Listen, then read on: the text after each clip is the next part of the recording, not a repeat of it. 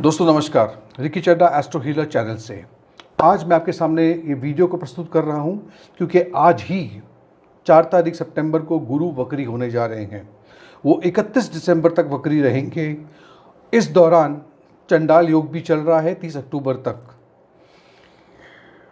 और कुछ जनरल घटनाएं हम सबके साथ, चाहे आपका लग्न हो, मून राशि कुछ भी हो, जिसके बारे में मैं आगे डिस्कस करूंगा, लेकिन एक जेनरिक व्यू आपको देना चाहता हूं मैं, जहां पर मैं देख पाता हूं कि आपके फैसले लेने की जो क्षमता है, किसी चीज़ का डिसीजन लेने की जो क्षमता है, उसमें थोड़ा सा प्रभाव पड़ सकता है। वहीं पर एक आपको गुमान होगा, एक फॉल्स फीलिंग होगी कि आप ज़्यादा सुपीरियर हैं, आप अथॉरिटेटिव हैं। ये भी हो सकता है कि कुछ लोगों में झूठ बोलना या किसी इन्फॉर्मेशन को, किसी सूचना को दबाए रखना, ऐसी भी चीज़ें नज़र आएंगी। और ये आपके साथ, मेरे साथ पॉलिटिक्स में कहीं कहीं भी हो सकता है। अहम अहंकार ज़्यादा प्रचलित होगा।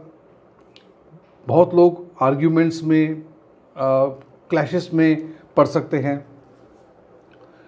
कुछ गलत फैसले भी इस दौरान आप ले सकते हो, चाहे वो फैसला आपके पैसों को लेकर के हो, निवेश को लेकर हो, शादी को लेकर के भी कोई गलत फैसला आप ना कर बैठें, इसका आपको ख्याल रखना होगा।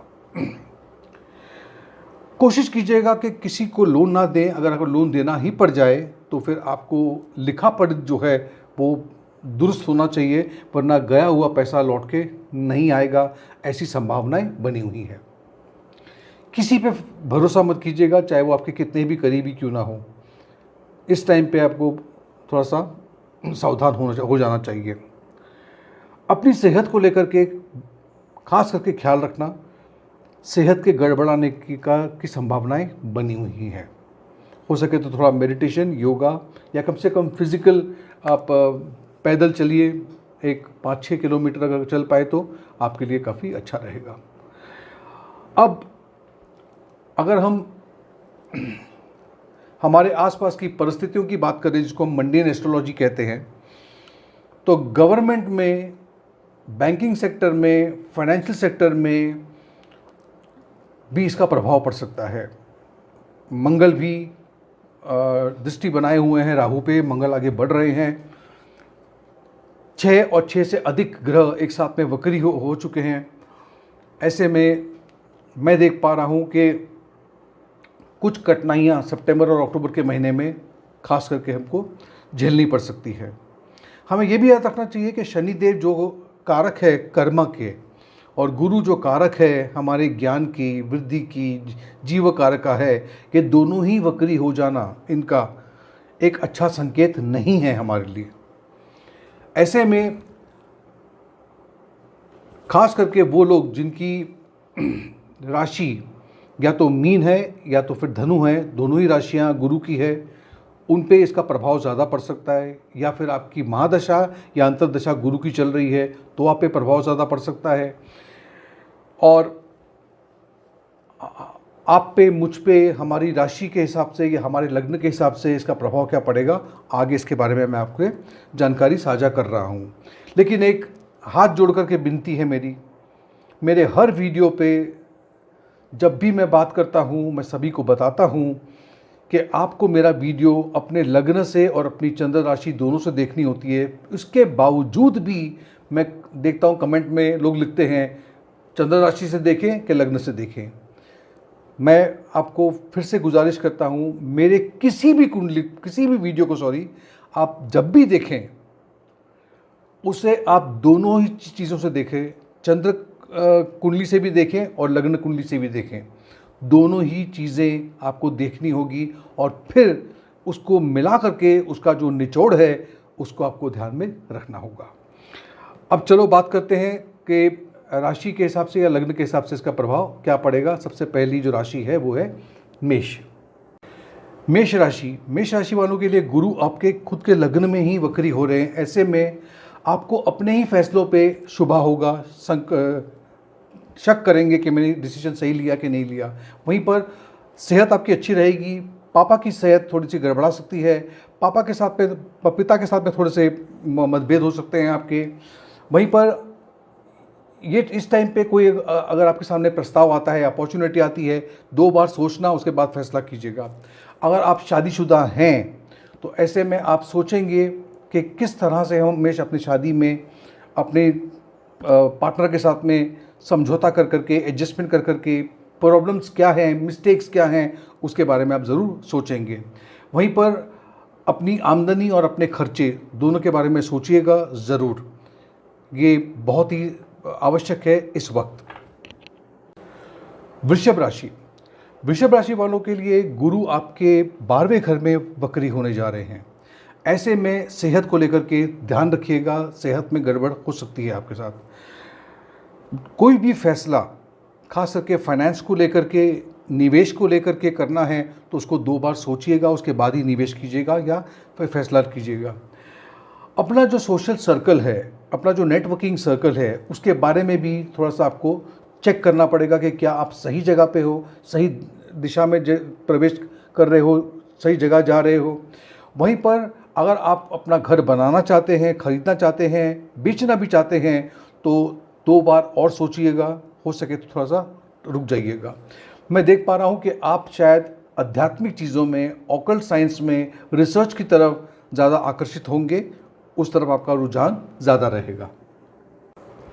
मिथुन राशि, मिथुन राशि वालों के लिए गुरु 11वें घर में वक्री होने जा रहे हैं। ऐसे में एक बात का ध्यान रखिएगा कि अगर आपका बिजनेस पार्टनरशिप में है तो कुछ बहुत ही टफ डिसीजंस आपको लेने पड़ेंगे। जो लोग ये अपेक्षा करते हैं, उम्मीद कर रहे हैं कि प्रमोशन या इंक्रीमेंट मिलेगा, लेकिन आपको उसके लिए अपना मुंह खोलना होगा, पूछना होगा, तभी वो प्रमोशन या इंक्रीमेंट मिलेगा।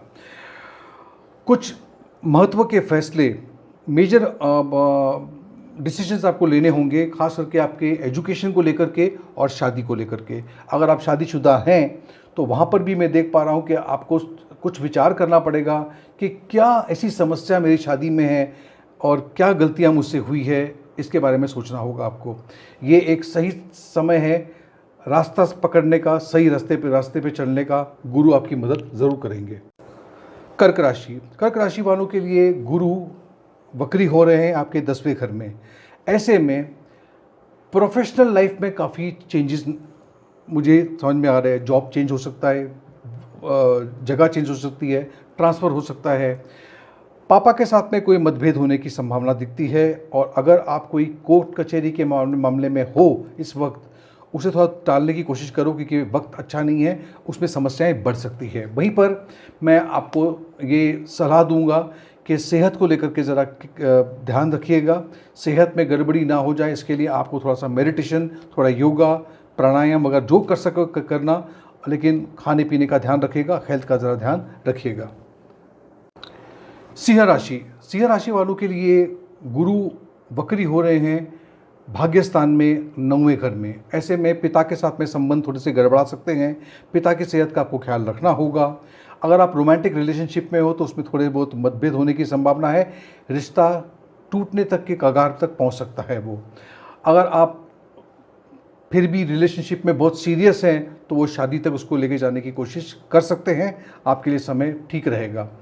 अगर आप एक विद्यार्थी हो और आगे की पढ़ाई, उच्च की पढ़ाई के लिए सोच रहे हो तो ये आपके लिए समय काफ़ी अच्छा रहेगा, आपको इसके बारे में विचार ज़रूर करना चाहिए।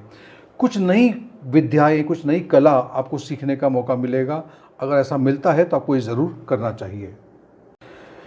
कन्या राशि, कन्या राशि वालों के लिए गुरु वक्री हो रहे हैं 8वें घर में। ऐसे में आपको ध्यान देना होगा खास करके अपनी पर्सनल लाइफ की तरफ, मैरिड लाइफ की तरफ और घर परिवार की तरफ आपको ध्यान देना होगा।